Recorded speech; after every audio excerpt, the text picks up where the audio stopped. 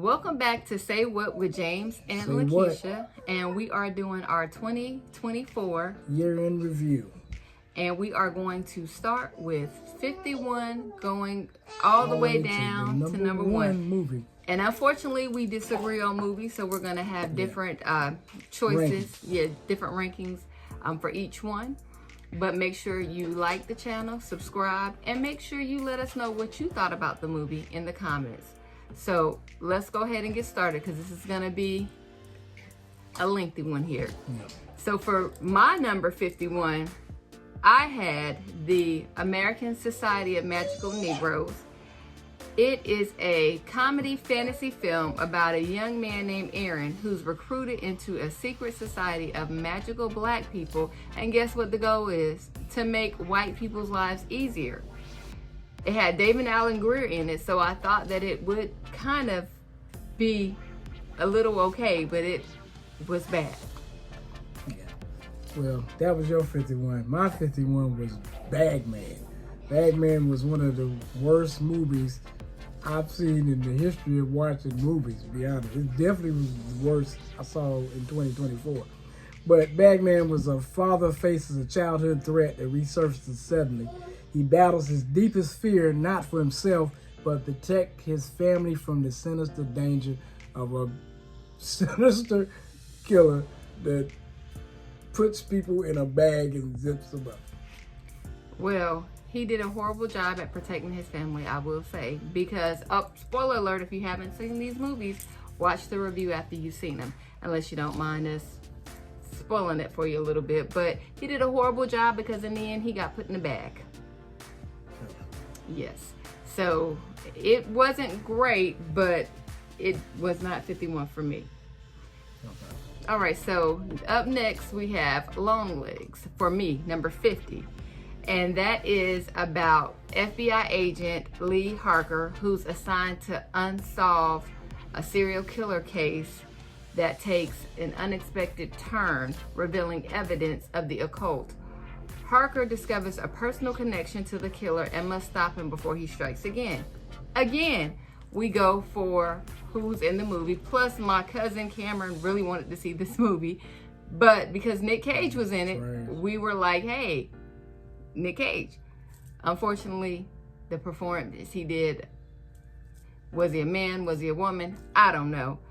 It was a horrible movie. And the young lady, the young lady that played Agent Lee Harker, she had played in another movie called The Watcher or something like that a while back.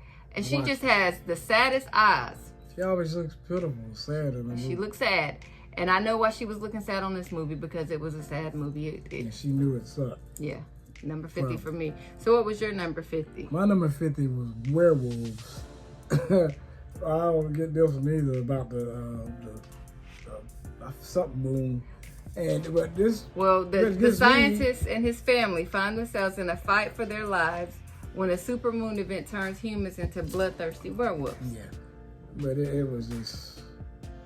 How does the moon turn people into werewolves? I don't get it. Not just the moon, a supermoon. Yeah, supermoon. Yeah, it was pretty bad, but it wasn't bad as... It was 50 for me. It wasn't bad as Long Legs for me. So 49 for me was Bagman, and we already told you about how the man was putting people in the bag. So what was your 49? My 49 was Long Legs. Yeah, and it a little bit better than Werewolves, but all three of these movies we just talked about are some of the worst movies I ever seen. Yeah, and for me, 48 was Nosferatu, and it was Nosferatu for me. And basically, he was just like a vampire version of R. Kelly. I don't get it. But in the 1830s... And he looked stupid, too. Agent Thomas... 48 was Nosferatu for me, too. Thomas Hutter travels to Transylvania for a fateful meeting with Count Orlok, a prospective client, and in his absence, Hutter's new bride, Ellen, is left under the care of their friends, Friedrich and Anna Harding. Plagued by horrific visions and an increasing sense of dread, Ellen soon encounters an evil force that's far beyond her control. and it was a terrible film to sit through. I kept looking at my watch like, how long is this film? It was just terrible. It wasn't as bad as the other 3 that are under this one, but yeah, it was pretty bad for me. I definitely wouldn't recommend Nosferatu. It was a no for me. So up next for me was 47, which was werewolves, which James was talking about how the moon was turning the people into werewolves. I mean, it had my boy in it, so I figured that it was going to be a great film. The guy that normally plays in all the Purge films. You talking about Frank Grillo? Yes, and I was like, hey, here's another film that has a star in it that I like. So, hey, this film is going to be pretty good. No. And what was your number 47? My 47 was Joker Part Deuce. Ah, so the Joker. I kind of disagree on that one because I kind of like the Joker. And even though I didn't see the Joker number 1. Yeah, it was nowhere near like Joker number 1. This was a musical, people. And let me tell you, it was struggling with his dual identity. Failed comedian Arthur Fleck stumbles upon true love while incarcerated at Arkham State Hospital. Awaiting trial for the murder of 5 people, Fleck soon discovers the music that always been inside him. Now, in their defense, it did have Lady Gaga in it, and if Lady Gaga was in my movie, she'd be singing everything too. Sing every. It's a musical. Right. It's a musical, and why would you make Joker a musical? I don't get it. I don't know, but I told you guys I never saw Joker number 1, which is probably obvious according to James, since I put it up there at number 46. What were we at? 40. I had Joker at 47. Well, 47. But I felt sorry for the Joker because you could actually feel that he never got the love that he wanted. And Lady Gaga's character was giving him the love that he always wanted. And I just felt sorry for him. And yeah, I liked it. I liked the singing aspect of it. It was a sad film though. I will say that. So up next we have number 46, which for me was The Exorcism. Many reasons why I feel like this film really sucked, but a troubled actor begins to unravel while shooting a horror film. His estranged daughter wonders if he's slipping back into his past addictions or if there's something more sinister at play. I will say this about The Exorcism. Russell Crowe, another major name, but the film it really was terrible to me because for one, you had somebody that didn't really believe the priest trying to cast out a demon. You had the daughter who had a girlfriend and she's trying to help cast the demon out and all this other stuff. And I just even though they may not have been grown up in the church, it was some really sinister things at play here. Like the dad is downstairs naked, basically speaking a whole nother language that you don't know, and you're just blaming it on his alcoholism. I mean, really? And I just don't understand why we have to go to all this girls kissing girls. I just didn't like The Exorcism. First of all, it was not good. Yeah, I ain't have it rated as low as you did. 46 for me was the American Society of Magical Negroes. Okay, so we already told you about that. So yeah. So number 45 for me, which all these are terrible. They're on my highly do not recommend list, was The Terrifier 3. And we should have realized when we watched The Terrifier 1 or one of them, and because our cousin Eddie wanted to watch it, But these two go to sleep on it, so that's an indicator. So again, we go to the movies every Tuesday. We're like, hey, well, let's watch this. Okay, so we go see it. And after surviving Art the Clown's Halloween massacre, Sienna, what was her name? Sienna? I can't even remember her. Sienna and her brother struggle to rebuild their shattered lives. As the holiday season approaches, they try to embrace the Christmas spirit and leave their horrors of the past behind. However, just when they think they're safe, guess who shows up? Art the Clown, determined to turn their holiday cheer into a new nightmare.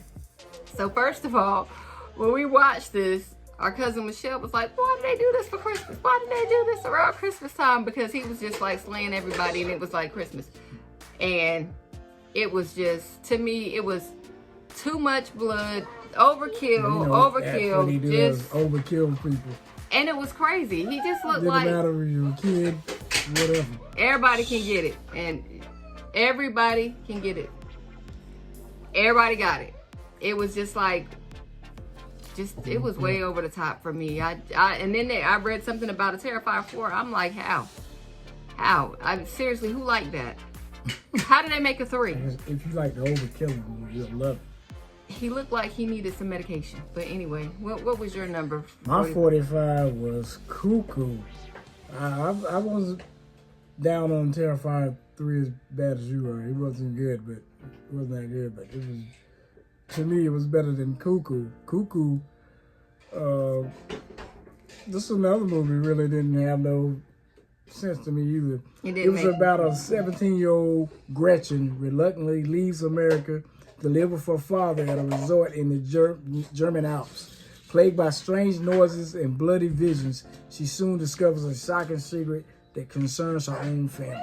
Okay, yeah, Cuckoo was a bit cuckoo, but it said she reluctantly left America. She didn't have a choice. Yeah. Her mom passed away. She had to go live with her dad. She was a minor. But Cuckoo was cuckoo. It just really did not make any sense. I mean, and here we go again with the same crazy plot. It's just like, what was going on with these movies in 2024? I just don't get it. But Cuckoo it started out like it could have went somewhere and quickly sank like the Titanic. But that was that was my 45.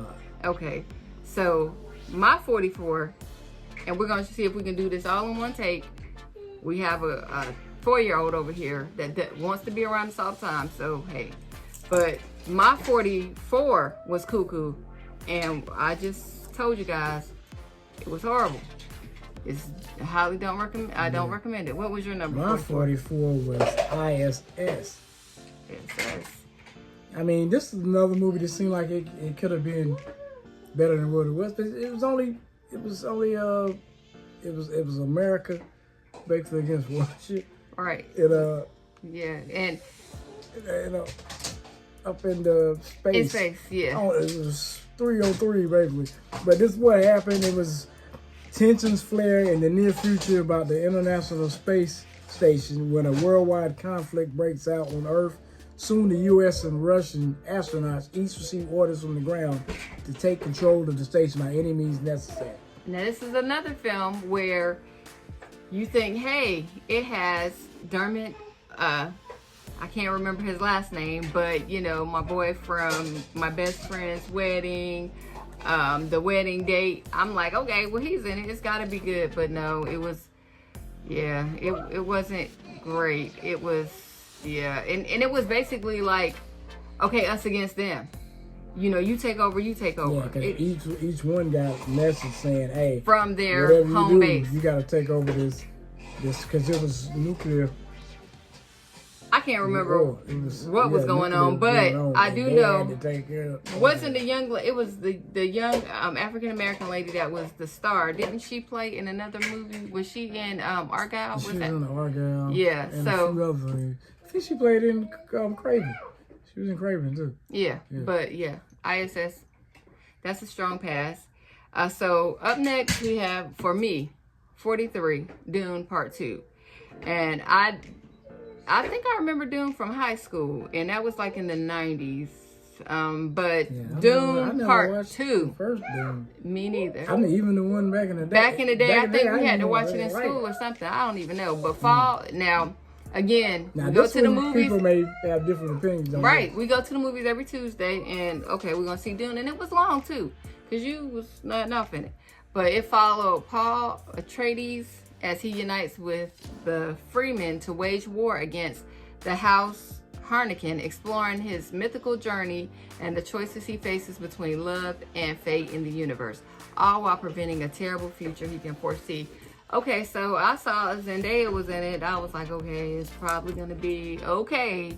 But yeah, I'm not into the sand snakes and all this and all that. I missed me with that. But what did you have for 43? My 43 was Wicked. Wicked. The Another musical. prequel of Wizard of Oz that went back to show how the Wicked Witch came to Wicked Witch. It's a musical, so I didn't really care much for it. And but it was about a misunderstood, or the Wicked Witch was misunderstood because of her green skin. A young woman named Elphaba forges an unlikely but profound friendship with Glinda, a student with an unflinching desire for popularity. Following an encounter with the Wizard of Oz, their relationship soon reaches a crossroad as their lives begin to take very different paths. Yeah, it was definitely different, Wicked. But yeah, Dune, but 43 would have had to been Dune for me. But 42, now, let me just have this public service announcement real quick. Okay, again, we have a 4-year-old over here. 2024 wasn't the best year for movies. I will say that. But I had The Watchers, and again, my girl Dakota Fanning was in it. We have a 28-year-old artist who gets strangled in an expansive, untouched forest in Western Ireland. Finding shelter, she unknowingly becomes trapped alongside 3 strangers who are stalked by mysterious creatures every night. Yeah, The Watchers, I would definitely pass on that. And that was one of your boys, M. Night Shyamalan's movie, was it? His daughter, wasn't it? I think it might have been his daughter's movie. Yeah. His stuff he kind of hit or miss. Yeah, but I'm a M. Night Shyamalan fan, so yeah. But that one right there, I would definitely have to pass on that. Even though, again, you have Dakota Fanning in it, and you're like, okay, well. Yeah, there was some killer fairies. Yeah.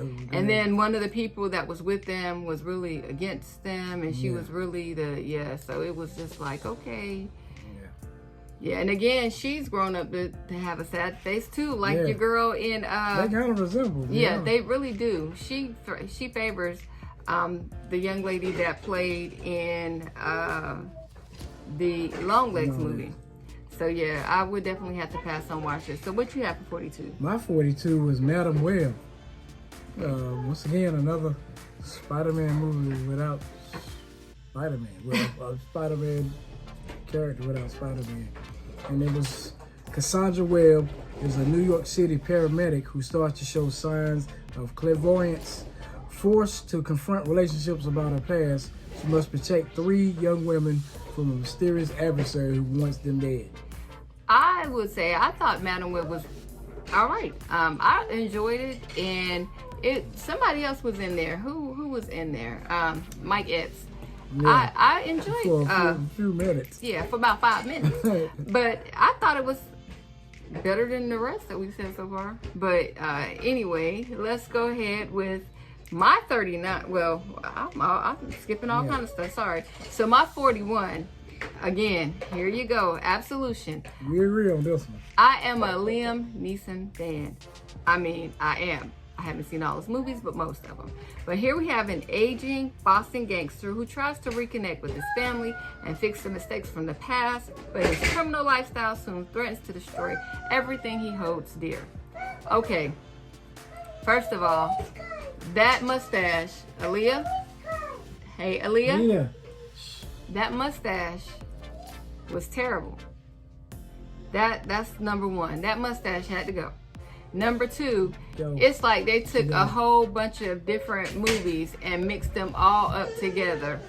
They took Run All Night, they took Taken, and they took his last movie, Memory, and tried to mix them all up.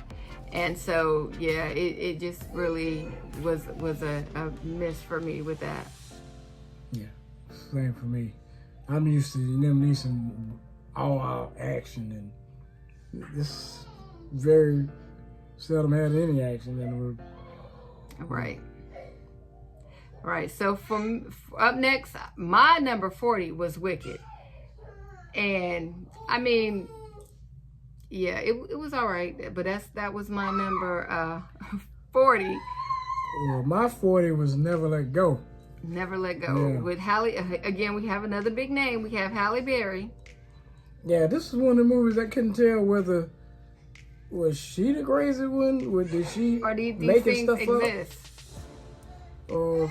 But it was when unspeakable evil takes over the world. The only protection for a mother and her twin sons is the house and strong bond. Needing to stay connected at all times, even tethering themselves with ropes, they must cling to one another and never let go. However, when one of the boys questions if the evil is real, the ties that bind them together are severed, triggering a terrifying fight for survival. Yeah, and what happened is the boys, I guess one of the boys started to question if what the mom was saying was true, and ended up leaving her outside. She ends up getting killed, and K-worded, I'm sorry, YouTube, but we can't really tell if it's her imagination, what was really going on. Like, and then it's like the other boy became she was saying possessed. No people or nothing out there, but somebody came up. Came out there. So it was just crazy. So yes, that was Never Let Go. Okay, so up next we have 39. Mine was Late Night with the Devil. We already did a review of that. And what did you have for 39? We didn't do a review for Late Night with the Devil, I don't think. You didn't have it on your list? Nah, Late Night with the Devil was further up for me. Oh, I'm sorry. I can't understand his handwriting on his list. My 39 was Doom too. Well, 39 for me was Late Night with the Devil. In 1977, a live television broadcast goes horribly wrong, unleashing evil into the nation's living room. Now, it's been a while since we saw Late Night with the Devil, and I can't even really remember, but I know it could have been better than what it was. It was because didn't they have a guy on there that was supposed to be like yeah, he's supposed to be able to psychic talk or to something? people, but he was a really fake. a fake at first, but actually, all of a sudden, some spirit was talking to him, really talking to him. They ended up being the host's wife.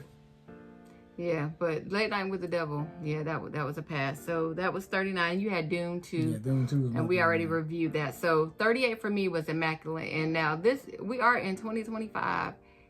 I can't hardly remember all these movies. That's why I have a little summary up here. But Immaculate, we had an American nun who embarks on a journey when she joins a remote convent in the Italian countryside. However, her warm welcome quickly turns into a living nightmare when she discovers her new home harbors a sinister secret and unspeakable horrors.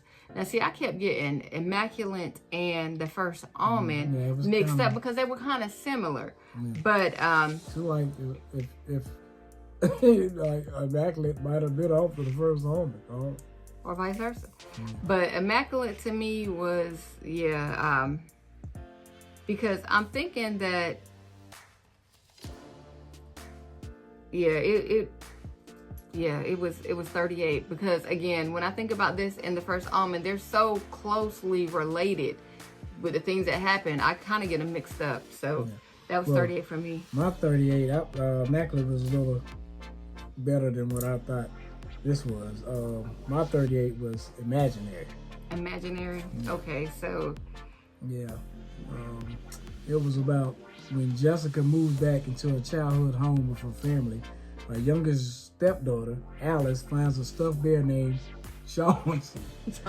As Alice's behavior becomes more and more concerning, Jessica intervenes only to realize that Chauncey is much more than the stuffed toy bear she believed him to be. Okay, first of all, I mean, it started out with some promise. yeah. But then when it got to the part where the neighbor and they got into the... No, not even that part. Way off. When we say that we have a stuffed bear named Chauncey. Come on now, we got a problem there. And then Jessica, I just didn't understand, you know, the wardrobe, all that. But, you know, I had it a little bit further up the totem pole than you did. But Imaginary, it definitely could have been better. I thought it was going to be better than what it was. And a great big stuffed teddy bear that is, okay, yeah. But anyways, that was 38. 37 for me was ISS, and we already reviewed that one. What did you have as 37? My 37 was Night Swim. Night Swim, I couldn't wait to see Night Swim. It was definitely not what we thought it was. Yeah, because I thought, I mean, one called Night Swim, I thought it would kill most of the people at night.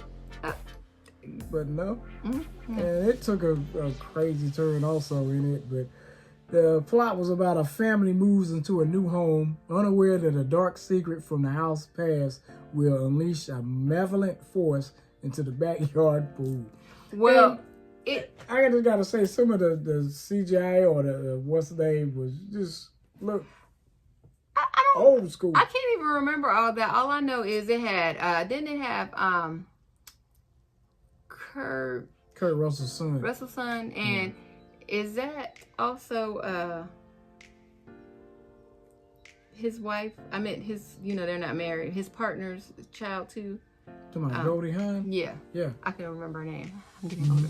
But yeah, he was like a former baseball player. They move into this house.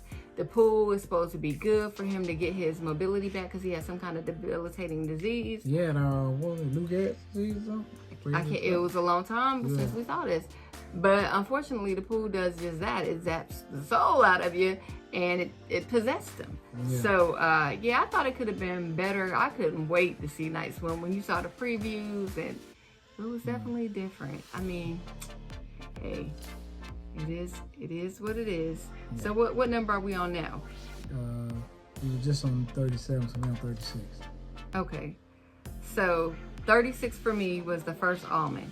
And it's about an American nun, does this sound familiar, who's sent to work at a Catholic orphanage in Rome, who uncovers a sinister conspiracy to bring about the birth of the Antichrist. This and Immaculate, they were just too close for me, but both of them, I'm not the one for going back to a prequel before you even created the story and trying to make something exist that wasn't really there. I can't stand that. But I always liked the Omen movie, so I had it a lot higher than you did. But what you have for 36? My 36 was The Exorcist. Okay, yeah, we already reviewed that horrible movie.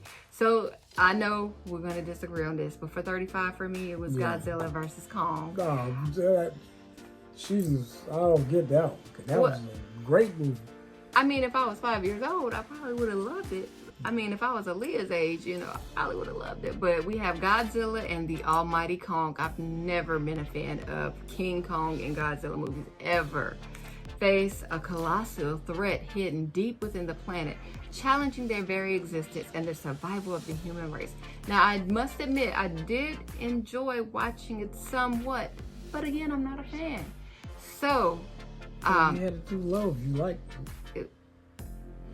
I looked at my movies based on what I watched them. I ranked them what I watch them again. Yeah. However, your guy from E.E. Smith, your alma mater, was on there. And, he's blowing up, and, he was in that Clarissa Shields movie. He did a great job. But, I mean, it was... Yeah, it was... Now, the little girl in there, now, she did remind me of, like, Aaliyah, how Aaliyah may look when she gets a little bit older, but... It was classic Kong, Godzilla. I mean, Godzilla was it always seemed like Kong was running from somebody. I think Kong used to be talking trash to these guys or something. Because everybody always was after Kong. And Kong was getting work sometimes. Godzilla was just running through all the other monsters to get there. And they were so scared because they thought Godzilla was coming to this whoop Kong. But Then you had the Dennis Rodman looking guy, monkey. Oh yeah, the little one. Yeah. No, not the little one, the big one. They had to fight that was controlling the other one. But to me, it was a good movie. That was pretty good. I don't know how you got that number 35. Well, what'd you have for 35? My 35 was The Watchers. Okay, yeah, we already reviewed that. Yeah. Well, for 34 for me, I had Imaginary, and we already reviewed that. So what did you have for 34? My 34 was Heretic. Oh, you had that kind of low. Yeah. It had my boy. He's aging, as we all are. Hugh Grant, and yeah. I mean, You said he talked too much. Talked too much, yeah. It talked me right out the movie, to be honest. It talked me being interested. They going back and forth. The movie was all about a debate, basically. But it was about two young missionaries become ensnared in a deadly game of cat and mouse when they knock on the door of the diabolical Mr. Reed. Trapped in his home, they must turn to their faith if they want to make it out alive. Well, I do agree with this because he was basically trying to see if they really believed what they said. And like he said, what was the most popular? Control. Control is the most popular religion on the planet. So he wanted to try to control them. And basically, he was testing them to see if they believe, because it's not what you say, it's what you do. Mm-hmm. And in the end, I mean, what are you going to do? You have this, first of all, you have a code when you go out. Jesus said send them out 2 by 2. But you go out, and if you know, because they were Latter-day Saints, but they had specific rules that they were supposed to follow. We can't go in your house unless there's a woman present. The woman wasn't present, but they still bent the rules and went in there, and they stayed too long, talked too much, did the most, and then it was too late. You're trapped in his house. Yeah, he's a homicidal maniac. As soon as they stepped in, they couldn't get out because the doors automatically locked. Yeah. So yeah,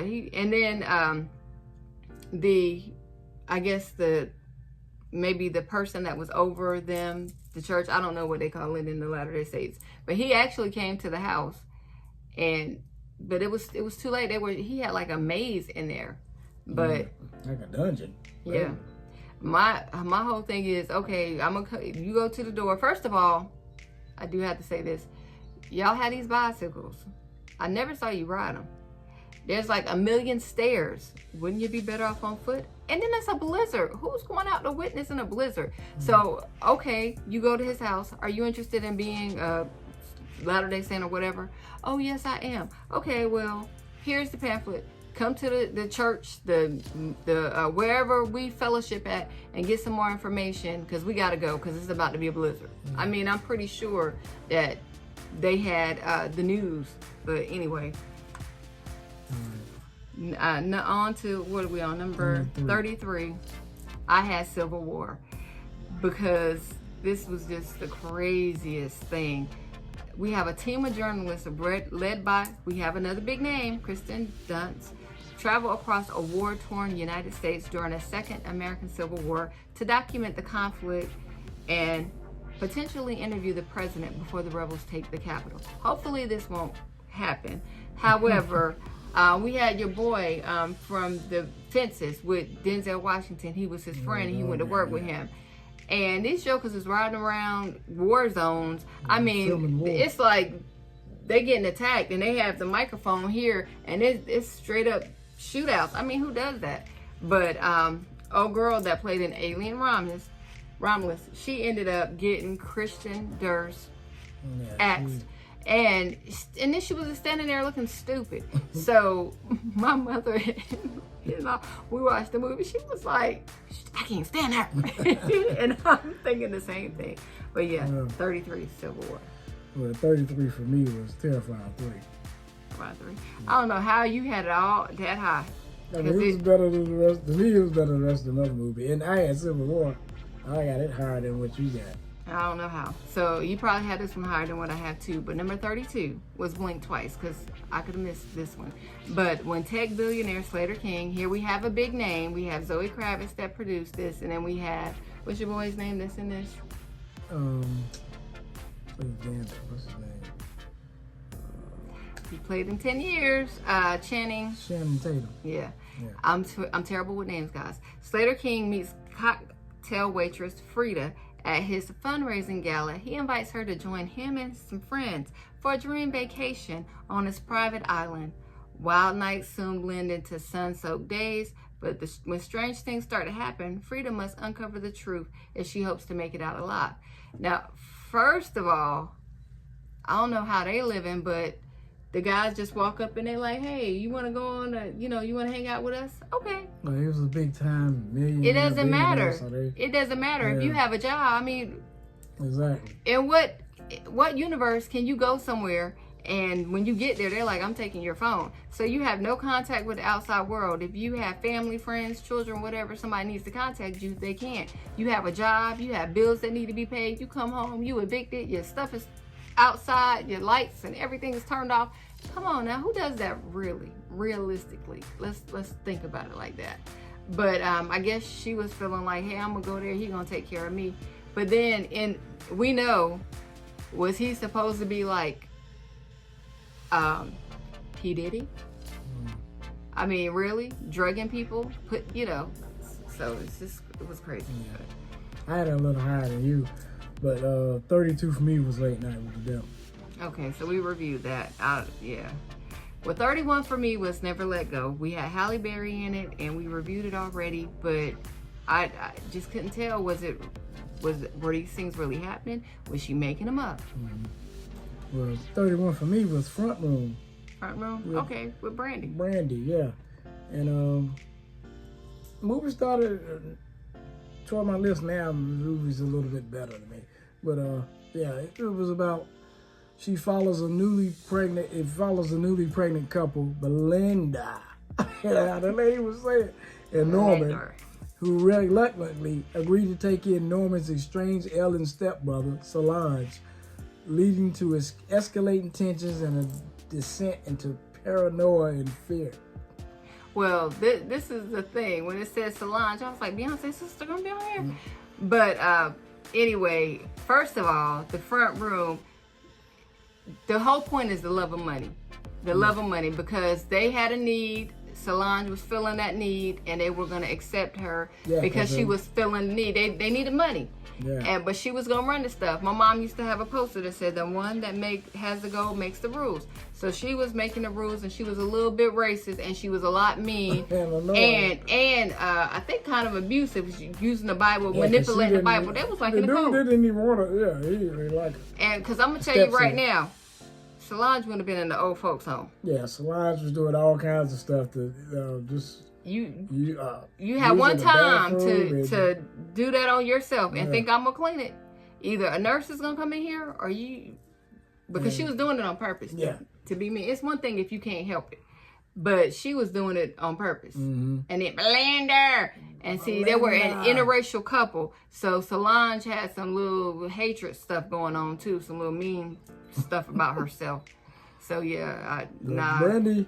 I wouldn't have been able to respect my elder. She would have had to been in the nursing home. So she could have kept her money and all that.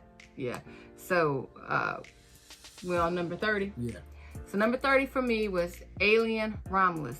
So we have space colonizers that come face to face with the most terrifying life form in the universe while scavenging the deep ends of a space station.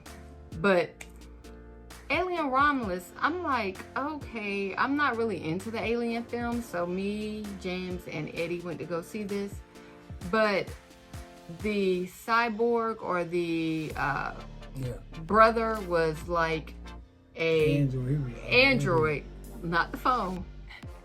But they didn't like him. Was it because he was an android or was it because he was African American? I'm just saying, because they kept picking on him. He did act a little robotic. Like, he wasn't the brightest crayon in the box, but they was still a little mean to him, and I didn't like that. And I'm not into the alien films, so it was all right. Yeah, but once he the other android told him what he had to do, when they upgraded his software, he was on 10. Yeah, he was like Arnold Schwarzenegger, the Terminator. Less about what demons were thinking. Because his whole goal was to protect her. Protect his sister. That's what his father had. Which basically was the girl that you couldn't stand in Civil War. In Civil War, his whole goal was to protect her, make her life better. However, when they upgraded his program, old boy turned into the Terminator, and it was just like it was the betterment of the whatever. But then I didn't understand because the alien thing impregnated one of the people, and the thing came out, and it was like a baby, but then it was like a great. It's like it went into the other alien movie, like Prometheus. That's how they looked in Prometheus. It was terrible, and I was like, "What in the world is really going on here?" I thought it was a lot better than what you thought. But my 30 was Blink Twice. Blink Twice. Okay, so we already reviewed that. So my number 29 was Mad Max Furiosa. Yeah, we agreed on this one. Well, I thought it was better. I'm not really into the Mad Max films. I remember when I was growing up, like Tina Turner, was it Mel Gibson, I think? Was he in that? He was Mad Max. Yeah, and so I thought this was much better because we have, I guess, snatched from the green place of many mothers, young Furiosa gets caught in the crossfire of two trinamic warlords. As the tyrants fight for dominance, Furiosa soon finds herself in a non-stop battle to make her way home. What I liked about it is it had a lot of action. I mean... It had action, but it was based on Furiosa, when she was small growing up. I don't know. And it's going to be Mad Max. I got to have some Mad Max in it. I guess it's kind of like that John Wick thing where somebody else takes the mantle. They take the baton. Yeah, but when it comes out. Yeah, but I still liked it. Now, what I didn't like was what's his name? He was big in this, and he played Thor. What's his name? What's his name? Hemsworth. Yeah, Chris Hemsworth, ain't it? Chris Hemsworth. Yeah. Yeah, because that's the brother. But I didn't like him because he was big in this and nasty and mean and. Yeah, but yeah, I enjoyed Furiosa. I was better than I thought it would be. Yeah. What you have? I had the same thing. Okay. So 28 for me was Madam Web. We already reviewed that, but it had a lot of it had a lot of action in it. And Mike Epps. Think so? Yeah. 28 for me was Tarot. Tarot? Okay. I kind of. It was kind of okay. It was all right. Don't say it. Don't say it. Had the Rock. Don't say it. The little. You call him Baby Rock. Don't Baby say that. Rock. Don't say that. No, he's not. But it was about friends unwittingly unleash an unspeakable evil trapped within a cursed deck of tarot cards. One by one, they come face to face with fate, racing against death to escape the future foretold in their readings. Now, I kind of like tarot, and I just thought that they were crazy because, for one, y'all go to this place, y'all find some tarot cards. I mean, back in the day, you might not have known a lot about witchcraft, and you shouldn't do this, but now you got the internet, you have all these things on TV and everywhere else, so they reading these tarot cards, speaking into their future, and almost every one of them died a horrific death. But now, Baby Rock, he survived somehow. Everybody thought he was dead, but Baby Rock was still dead. Yes, maybe because he was Baby Rock. But okay, so and I'm calling Baby Rock out. He's the guy the Spider-Man's friend in the new Spider-Man. I forget his real name, but he played in something else too that we recently saw. Y'all look at him. He kind of put me around the rock. So, we're on 28. 27. Okay, so now we're on 27. I had Night Swim, even though I thought it could have been better. And well, my 27 was Immaculate. Immaculate, yeah. When I think of Immaculate and I think of the new Omen or the first Omen, I'm thinking the same movie. So 26 for me was The Joker, Folie Douce. Or Deuce. Whatever. I liked it. It was a musical. Lady Gaga was in it. She sang. What you seen in that high? My 26 26. We on 26, right? Was Civil War. Okay, we already reviewed that. My 25, and maybe I should have put this like where we pretty much the same on this. But I think I should have probably put Godzilla and Kong right here and put this one there. But Kingdom of the Planet of the Apes, we had many years after the reign of Caesar, a young ape goes on a journey that will lead him to question everything he's been taught about the past and choices that will define a future for apes and humans alike. I think it had a lot of action in it. And then we had young Noah. Yeah, it had action. It had Wesley Snipes playing. Well, he looked like Wesley Snipes, the king. But yeah, it had some action in it. I can't remember. It was like they long ago that we saw that. They found when they got the books and they saw that the humans were they were the dominant. We were dominant, and we put them in cages and stuff like that. Yeah. So it was okay. I thought I expected it to be better than what it was though. All right, so you had that 25 too? What a wonderful day. But yeah, it was somebody in there too that they were like the keeper or whatever. They just did whatever the apes wanted, and he was telling you talking about Frank. It was Frank from dang, what was the show used to come on Showtime? I can't remember it. But number 24 for me was A Quiet Place. They won again. If there's anything I hate, it's when a movie goes back to create more movies. They make a prequel that never really existed in the first place. It's like from what Randy from Scream 3, which he got taken out in Scream 2. Like he said, it never really existed in the first place. But anyway, Quiet Place Day 1 is a prequel that follows terminally ill Sam on a day's trip to New York City when an alien, which was Lupita Nyong'o. An alien invasion begins, forcing her and others to survive the initial chaos and learn to stay silent to avoid the creatures with ultrasonic hearing. And then, oh boy, that was in here. He was in, he's also in Gladiator, the Gladiator film. Gladiator too. No, he's gonna be the Human Torch in the new Fantastic Four.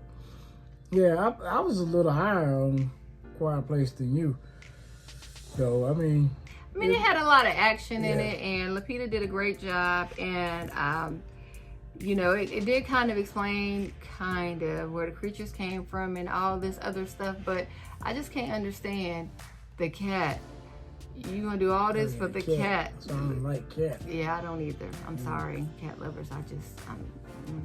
My 24 was Venom: The Last Dance.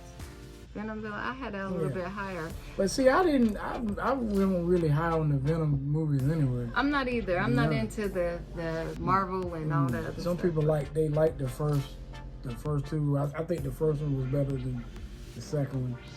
And but the Venom Last Dance was, you know, Eddie Brock and Venom must make a devastating decision as they're pursued by a mysterious military man and an alien monster from Venom's own world.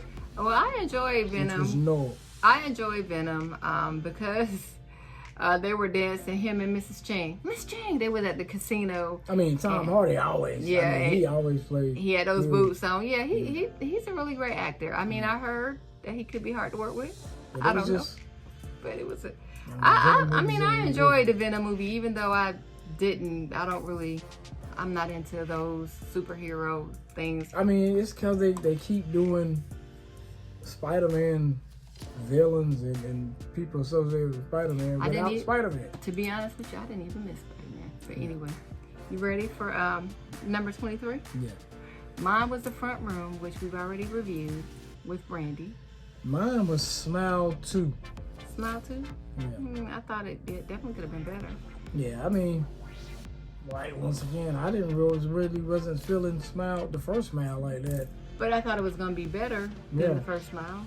But, I mean, it was crazy, whatever the Smile thing is. But it was Smile 2, the film stars Naomi Scott as Sky Riley, a pop star who begins to experience a series of increasingly disturbing events. Yeah, it's just like, why are we smiling? But anyway, I thought it was going to be better than the Yeah. first, but to me it really wasn't. But yeah, it was okay. And then in the end, I mean, she ends up smiling. Yeah, it's like it was trying to make her. She's drinking all this It was water manipulating because her the whole, yeah. she's was recovering hallucinating. from alcoholism, and it's playing with her mind. And then it's like, okay, was a friend there? Her friend wasn't there. Was the guy really there? He wasn't there. Yeah. I mean, it was just crazy. But for me, number 22 was Argyle, and I like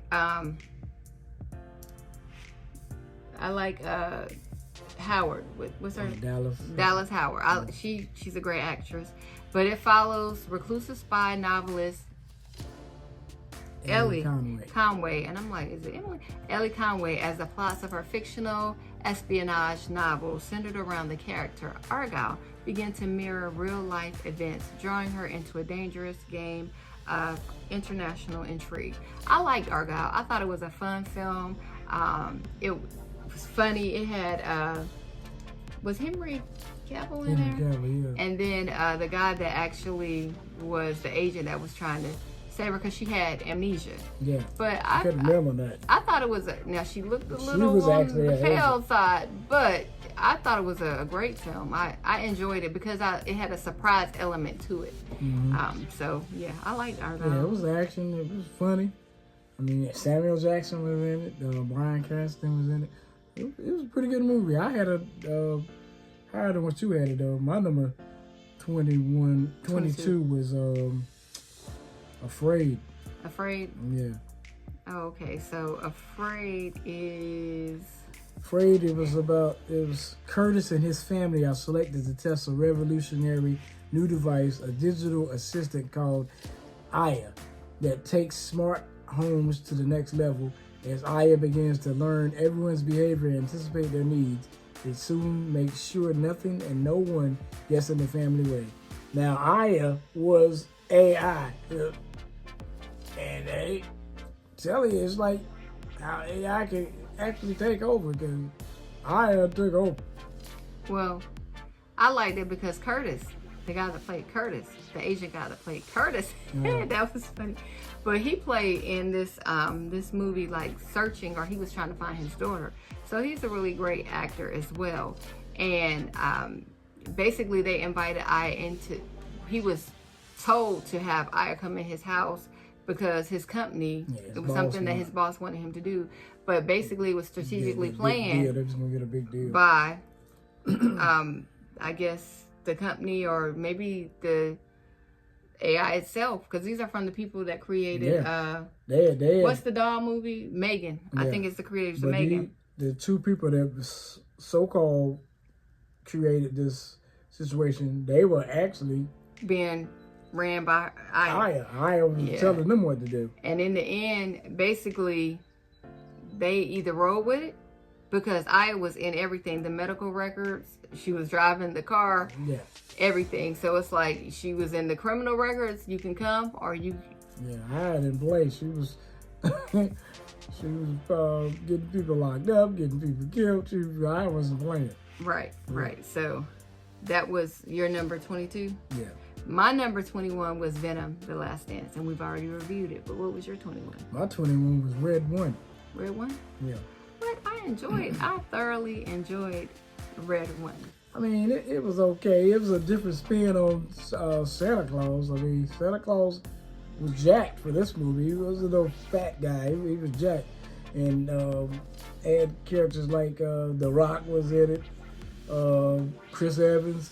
But Red One, when a villain kidnaps Santa Claus from the North Pole, and ELF, extremely large, formidable operative joins forces with the world's most accomplished tracker to find him and save Christmas. I will say this, when we went to go see Red One, it was around like the holiday time, but it was like the only thing that we could see that we had not already saw. Yeah. And I was rolling in there. That Chris Evans, boy, he had me rolling. Like, he was like, now I'm gonna have a problem with you, when he was talking to The Rock, because you know The Rock had like a little attitude when they was asking him questions.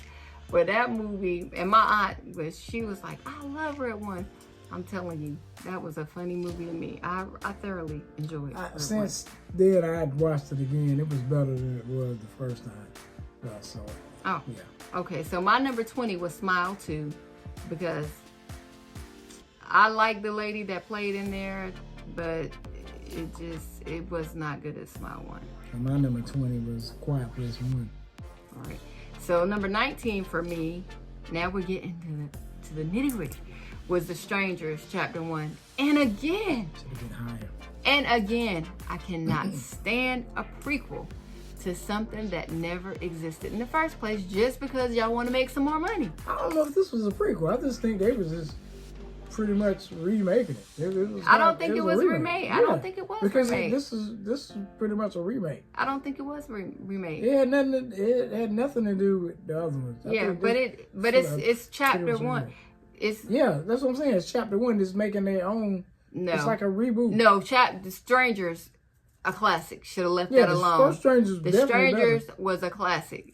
That thing had me shook. It was a classic. But after their car breaks down in an eerie small town, a young couple are forced to spend the night in a remote cabin. Panic ensues as they are terrorized by 3 masked strangers who strike with no mercy and seemingly no motive. It's the same people that were from the other one. But this is what I'm saying. If I have a BMW and my BMW won't start, then I'm going to be calling the BMW dealership because they're going to be sending somebody out there because I'm not going to let... And everybody just work on my car. Right. Not my BMW because it's going to void my warranty. Some type of roadside assistance. Right.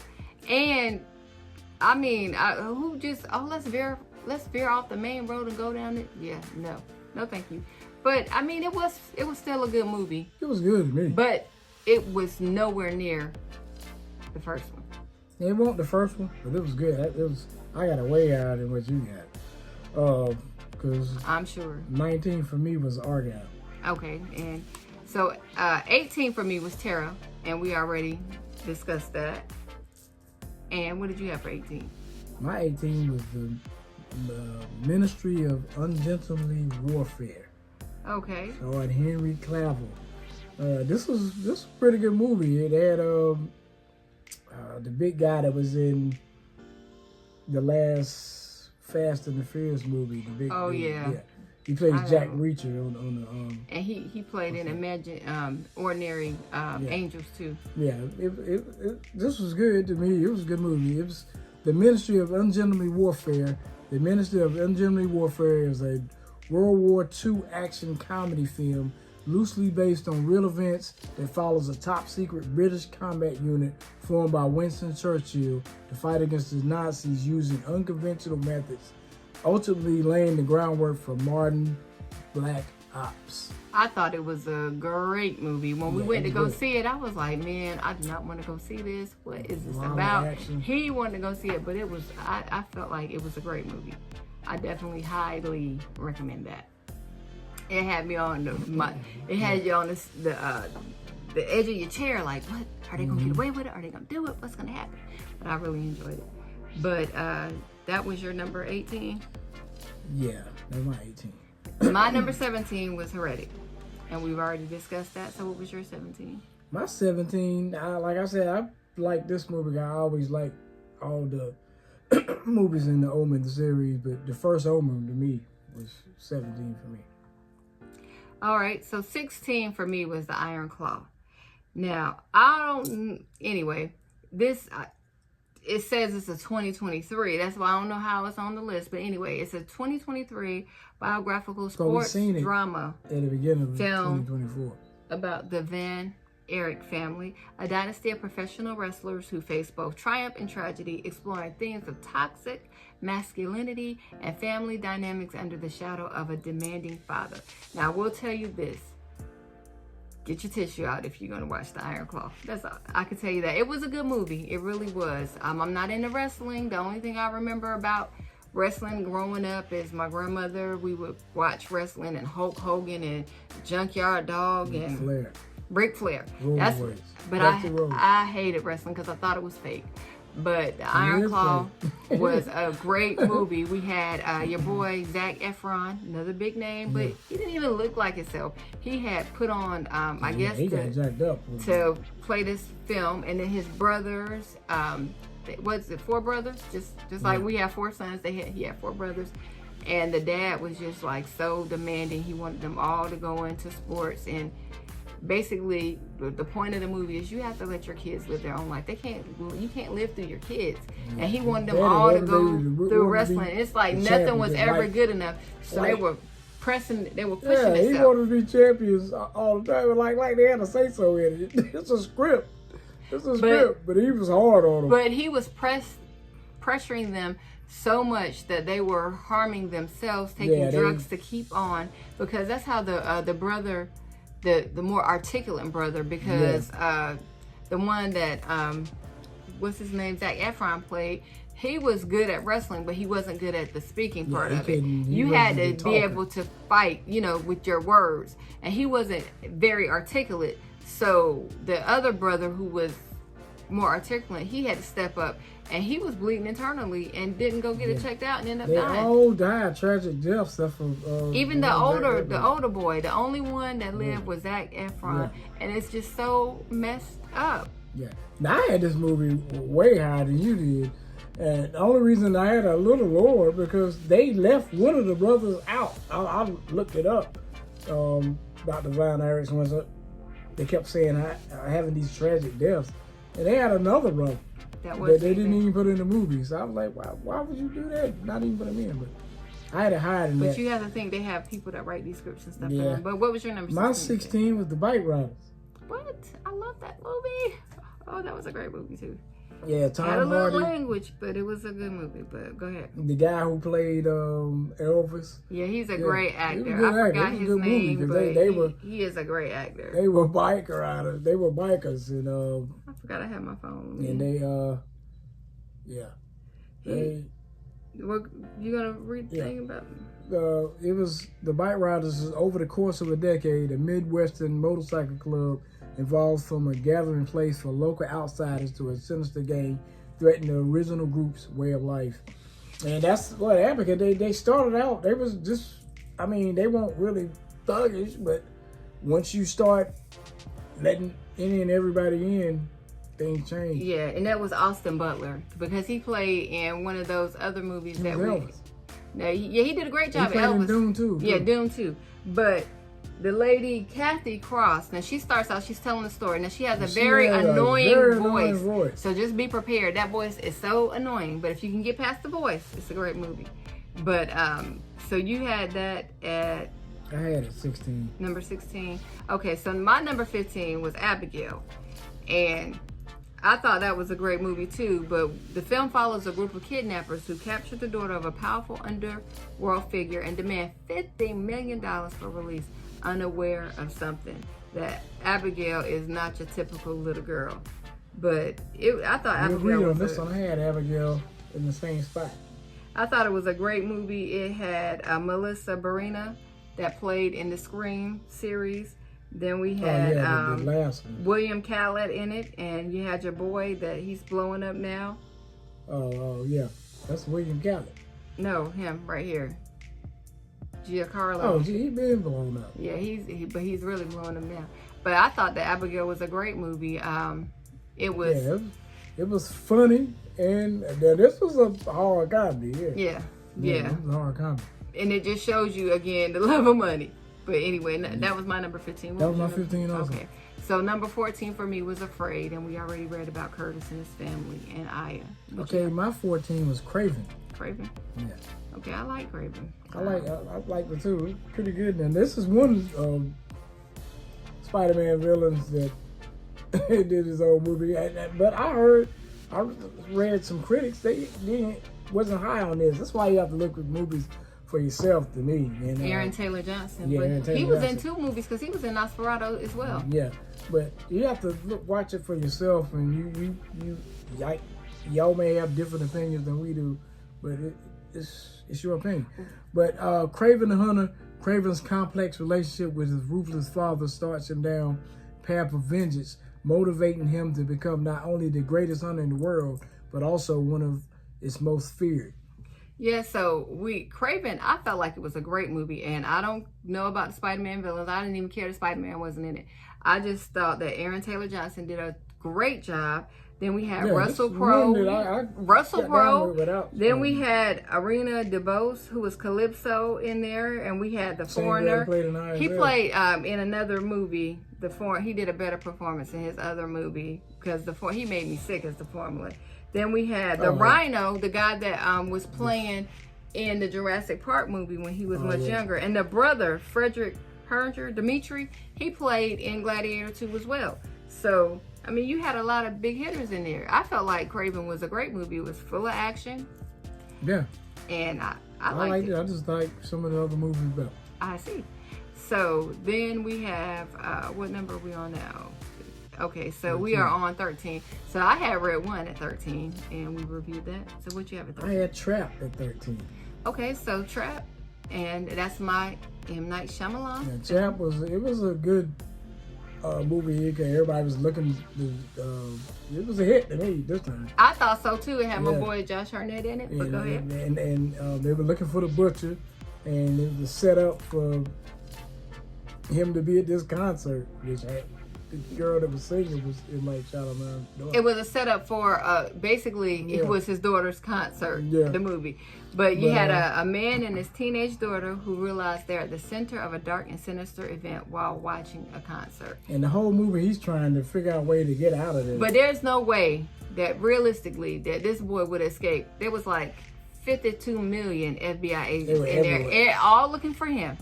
But he outsmarted them on every single end. Even when he got to the house, they had him trapped. Again, he outsmarted him. And even at the very end, when he was handcuffed, what agents do you know that's gonna let a man bend down and fix a bike?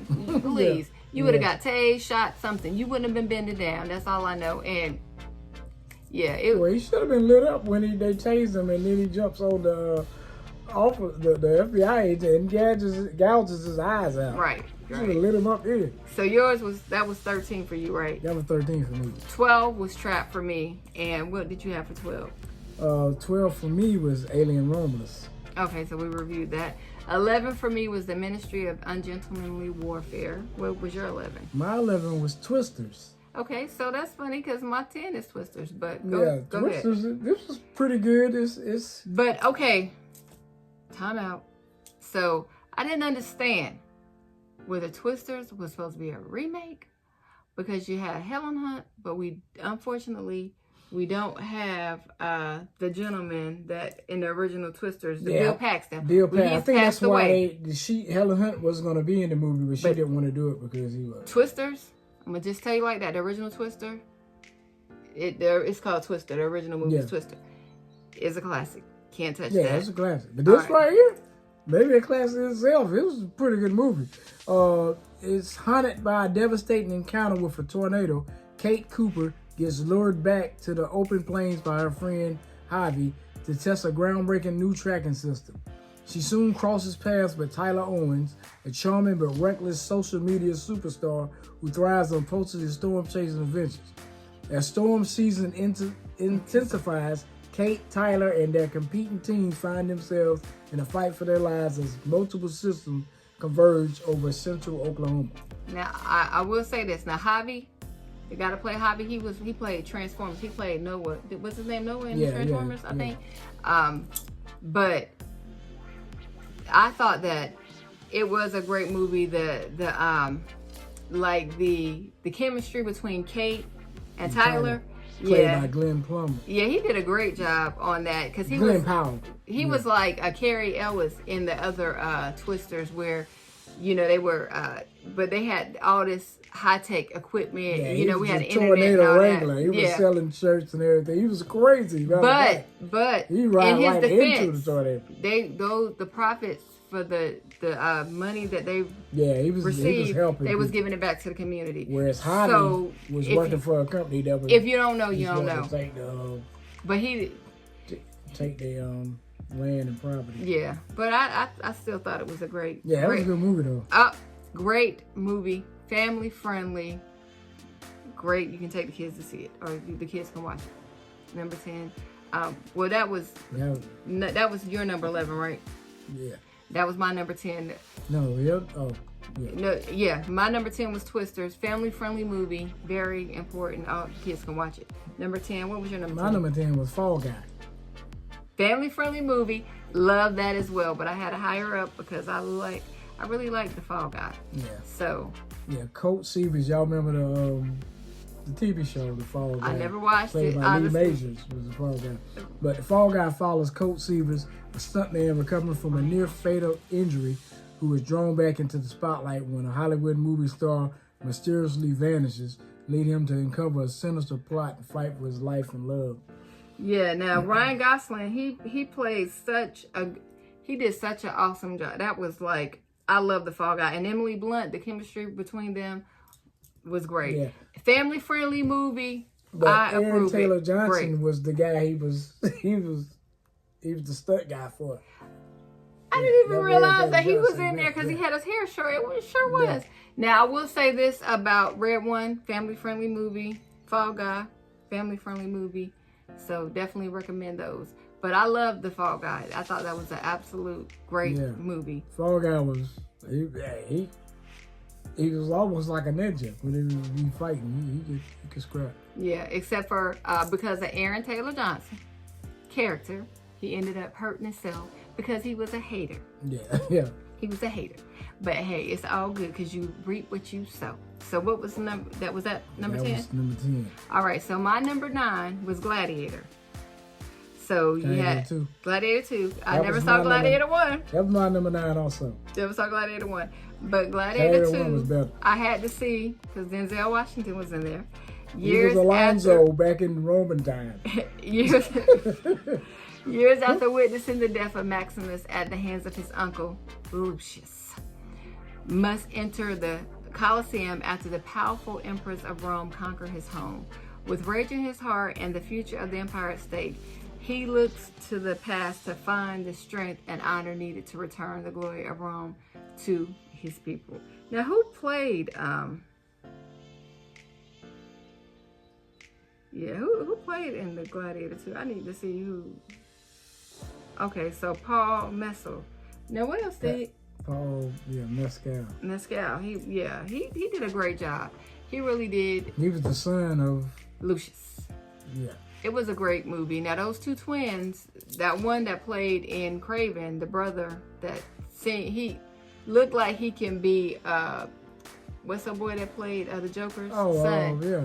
Looked like he could be Joaquin Phoenix's son. Yes. Maybe we had to look that up to make sure he wasn't. And then we had the other guy that played in The Quiet Place. That was in there too.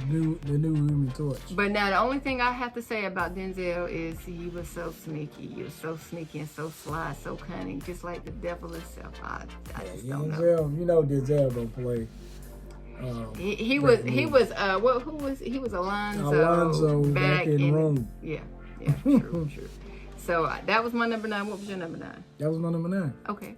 So Craven the Hunter was my number 8. We already reviewed Craven the Hunter. Yeah, my number 8 was The Strangers Chapter 1. Number 7 for me was The Bike Riders. I thought it was a great movie. It had a lot of language in it, but I still thought it was a great movie. Tom Hardy. We had Austin Butler. Great. Number 7. My number 7 was One Love. Bob Marley. Yeah. What? Yeah. Everybody knows Bob Marley. The Jamaican singer-songwriter Bob Marley overcomes adversity to become the most famous reggae musician in the world. I'm going to tell you, I loved One Love. It was such a positive movie. I've never really paid that much attention to Bob Marley, but it was a great movie. The lady that played his wife, Rita, she did an awesome job. The gentleman that played Bob Marley did an awesome job. It was a great movie, and I loved it. I honestly loved that movie. And Bob Marley, boy, he was with his craft and his music, man. He reached so many people. Yeah, he reached a lot of people, and bridged so many. Even with him having the sickness that took him out, he was determined to continue the mission. Yeah. Mm-hmm. What number are we on? 7. Number 7. Okay, so my number 6 was Bad Boys Ride or Die. So when their late police captain gets linked to drug cartels, wisecracking Miami cops Mike Lowry and Marcus Burnett embark on a dangerous mission to clear his name. Now, I will, in all honesty, since the first Bad Boys, I hadn't really watched Bad Boys except for the one when they revealed that he had a son. That was the one before this one. And this one. But, again, I hate when they go back to make something like a prequel. Like it didn't exist, but we need to make some more money. So I hate that. But again, if you have Martin and you have Will Smith, it was just a great movie. It had some language in it. Mike Lowry. Yeah, and then who was the big guy that he was like nephew. I mean his son-in-law. No. It was a guy when they went to he had asked him some questions, and they were at like the casino or whatever. I think he was like a basketball player or something. I don't know. But yeah, you talking about dang, I forgot his name. But now Reggie was Reggie was no joke. Yeah, Reggie was no joke. That's why I had it higher than what you had it. Yeah, Reggie was no joke. Dennis Green that played Reggie, and John Sayles. Yeah, he was in there. Yeah. So what did you have for number 6? My number 6 was the Iron Claw. Okay. So number 5, I had Deadpool and Wolverine. Come on now. So we had Deadpool's peaceful existence come crashing down when the Time Variant Authority recruits him to help safeguard the multiverse. He soon unites with his would-be pal, Wolverine, to complete the mission and save the world from an existential threat. But, yeah, the reason I had to give Deadpool and Wolverine number 5 is because I'm not really into like the Marvel type movies. 2, the language, and 3, they had the little kids cussing. I couldn't take it. So yeah, that. But it was a great movie. But all that language, that was the best movie I saw this year. Just takes away from it from me. I mean, it doesn't bother some people, but it just had a lot. That was funny. The first time you ever see. And on the big screen, Wolverine with his mask on. When he put that mask on, while they was playing, what was it, Madonna, and they were fighting there. That did it for me. That's the best movie I saw this year. The dog, and then the dog, that ugly dog, that took something. Yeah. But we did it when we originally did this review. Our son, because we went to go see it. Then we all went to go see it when we were at the beach. Then we went to go see it again with our son, and so we did a review. But that was number 5 for me. What was your number 5? My number 5 was Bad Boys Ride or Die. And number 4 for me was The Fall Guy. Again, a great family movie. I highly recommend it. Great. My number 4 was The Beekeeper. Okay, so you know my man Jason Statham. You know he gonna be action packed. He got one coming out this month, The Working Man. That I know is gonna be action packed. But I think they have The Beekeeper 2 coming out. Yeah, I hope so. I hope that's for real. Well, The Beekeeper, one man's brutal campaign for vengeance takes on national stakes after it's revealed his former operative of a powerful and clandestine organization known as Beekeepers. Yeah, I mean, Jason Statham was. Let me justify the violence in the movie. He was getting vengeance because poor Claire Huxtable's character. Yeah. She had got taken. But this is the thing, though. It's real. Yeah. So be vigilant, be cautious. Don't give out any of your personal information on the phone. They like to hit older people. So I've done customer service for a number of years. So when people are hesitant to give the information, I definitely understand. You definitely should be, and you should verify who you're speaking to. That she got taken for so much money, and she knew that it didn't feel right, but she went along with it, and she just couldn't live with that. And so this lady had been very good to him. She looked after him. She took care of him. So he vindicated her death. He took care of everybody that did her wrong. And I guarantee you that, if the laws were as vigilant taking care of these people, there would be less of them trying to take advantage of other people. But that was your number 5? That was my number 4. 4? Okay. So number 3 for me was The Beekeeper.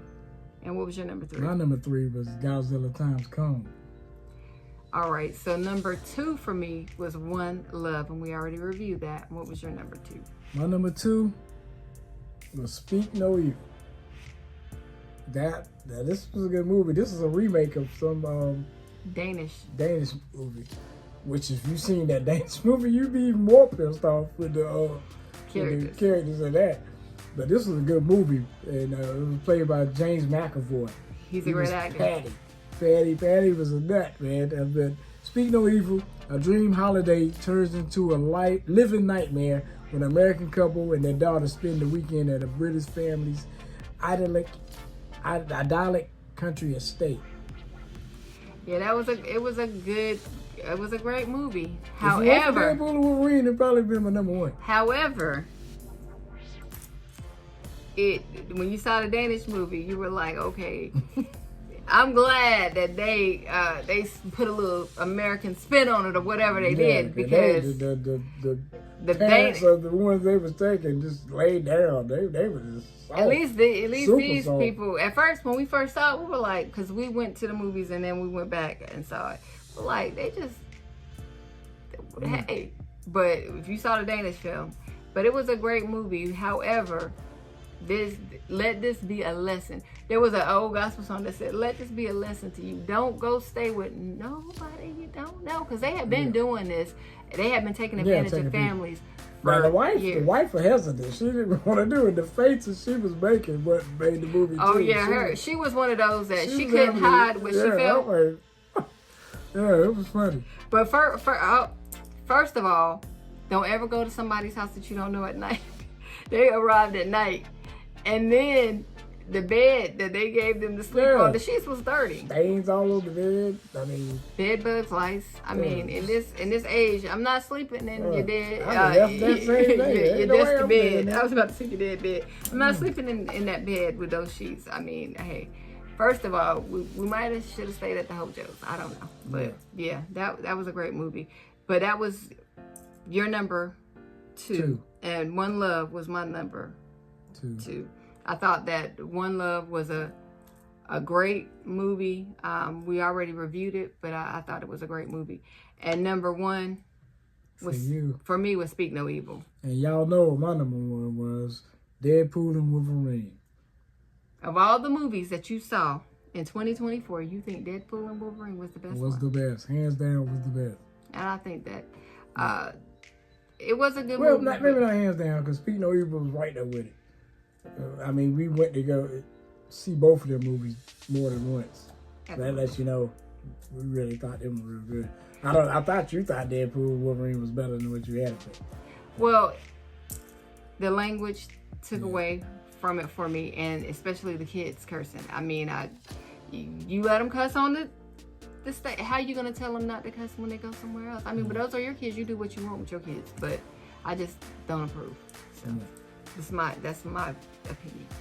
But anyway, but hey, I did give it number 5. Yeah. So, but those are the movies that we saw in 2024. You heard Aaliyah over there trying to give her take on it. What's your take? What was the best movie that you saw in 2024? Let us know. Yeah, how did you rate the movies? Yeah, let us know in the comments. And again, we're trying out new software. This video is going to be longer. It's like an hour, so it's going to take a little while to edit, but we're going to be doing like short reviews during the week because we go to the movies every Tuesday. And what we're doing now is we're recording the review after we see the movie, so it's still fresh in our mind. And we give you the rundown. How we thought it was at the end. So let us know how do you think we should do it? Do you like the way we're doing it? Do you think there's anything that we should change? I mean, are you subscribed? Let us know.